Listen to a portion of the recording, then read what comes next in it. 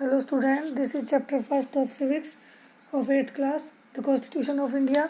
We had already discussed this chapter in last class and continue here the another topic. Another topic is the Indian Constitution, the Constituent Assembly. यहाँ पर हम discuss करेंगे कि किस तरह से constituent assembly यानी कि संविधान सभा का निर्माण किया गया. In 1943, the Congress put forward the demand for a constituent assembly formed only of Indians. 1943 में कांग्रेस ने ये डिमांड रखी कि भारत की संविधान सभा के लिए केवल भारतीय सदस्यों को चुना जाए. It was finally convened in December 1946 with Dr. Rajendra Prasad as its president.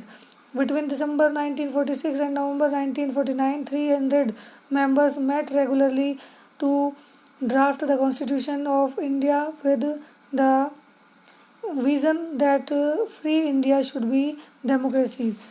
Finally 1946 में संविधान सभा का निर्माण किया गया और इसके अध्यक्ष डॉक्टर राजेंद्र प्रसाद को बनाया गया.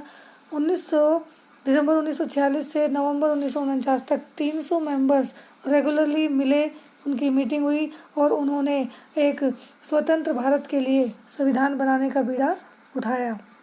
Doctor B.R. Ambedkar, the father of Indian Constitution, was the chairman of the drafting committee. It took around 3 years and after a lot of deliberation, it was approved on 26 November 1949. Doctor B.R. Ambedkar, जिनको संविधान हमारे भारतीय संविधान का पिता माना जाता है, उनको उसका ड्राफ्टिंग कमेटी का चेयरमैन बनाया गया और लगभग 3 साल में बनकर ये संविधान तैयार हुआ और 26 नवंबर 1949 को इसको पास कर दिया गया. यहाँ पर ये प्रिम्बल दिखाई गई है. ये प्रिम्बल हमारे जो कॉन्स्टिट्यूशन है उसका सार है, उसका जो एसेंस कह सकते हैं, हम समरी कह सकते हैं. Now the topic is challenges faced by framers. हमारे जो संविधान निर्माता थे उनके सामने क्या समस्याएं आई. A number of challenges confronted the framers while drafting the constitution. Foremost, India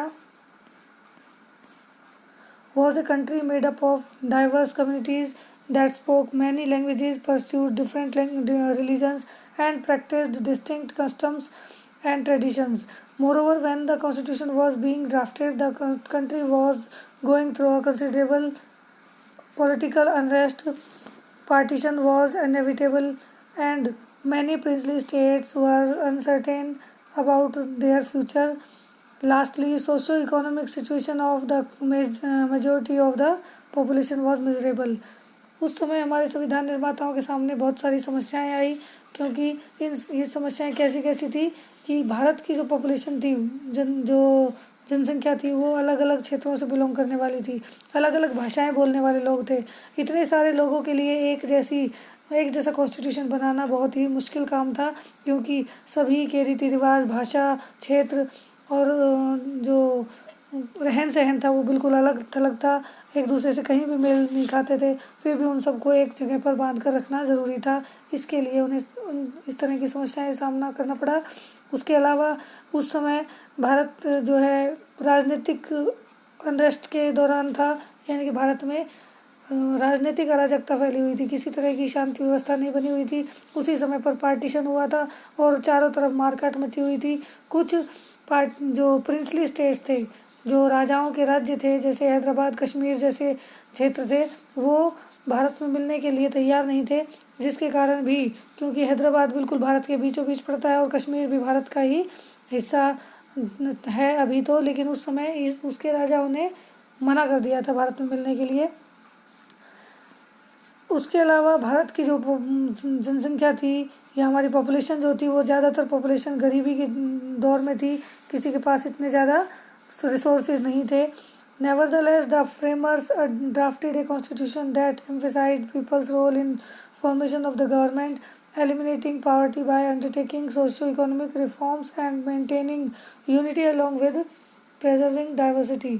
हालांकि हमारे जो संविधान निर्माता थे, उन्होंने एक ऐसे संविधान का निर्माण किया जिसमें लोगों का सरकार बनाने में क्या रोल होगा वो डिसाइड किया और गरीबी को ख़त्म करना, सामाजिक असमानता और जो आर्थिक असमानता थी उसको कम करने के प्रयास किए गए.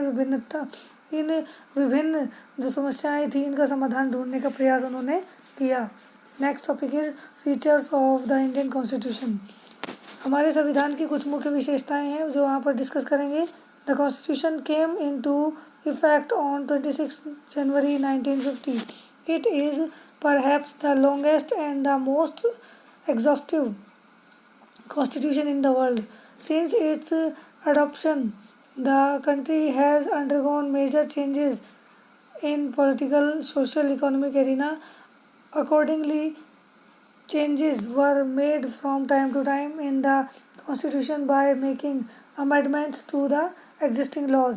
Now let us look at some of the principles highlighted in our constitution. भारतीय संविधान 26 जनवरी 1950 को लागू हुआ। वी ऑलरेडी नो कि 26 नवंबर 1949 को वो तैयार हो चुका था, लेकिन 26 जनवरी 1950 को लागू किया गया। इस समय जो ये संविधान था वो भारत का संविधान सबसे लंबा संविधान था दुनिया में, और सबसे लंबा और लिखित रूप में था। इतना बड़ा संविधान किसी भी देश का नहीं है। और उसके बाद भी भारत के संविधान में बहुत सारे बदलाव आए हैं और राजनीतिक, सामाजिक और आर्थिक जो प्रक्रियाएं हैं उनमें उन क्षेत्रों में बदलाव किए गए हैं, जिनको इन बदलावों को समय समय पर जब भी जिस चीज़ की ज़रूरत पड़ी तो कॉन्स्टिट्यूशन में बदलाव किया गया। इनको अमेंडमेंट्स कहा जाता है। जब कॉन्स्टिट्यूशन में हम बदलाव करते हैं, कोई नया कानून बनाते हैं या पुराने को रिप्लेस करते हैं तो वो अमेंडमेंट कहलाता है। अब हम देखते हैं कि हमारे कॉन्स्टिट्यूशन की कुछ खास विशेषताएं क्या हैं। Constitution begins with the preamble that states the ideals which act as a guideline for the policy makers. These ideals or principles are as follows. अभी हम थोड़ी देर पहले डिस्कस कर रहे थे प्रिम्बल के बारे में कि प्रिम्बल क्या है। प्रिम्बल हमारे संविधान की आत्मा हम कह सकते हैं, और इसके बिना हमारे कॉन्स्टिट्यूशन को इतना महत्व नहीं मिलेगा, क्योंकि इसमें जो कुछ वर्ड्स यूज़ किए गए हैं वो हमारे लिए गाइडलाइंस हैं। जो भी हमारे पॉलिसी मेकर्स हैं, जो भी हमारे कानून निर्माता थे या भी और भी बनाते हैं, तो वो इस प्रिम्बल में जो चीज़ें कही गई हैं उनका ध्यान रखते हैं। कौन कौन से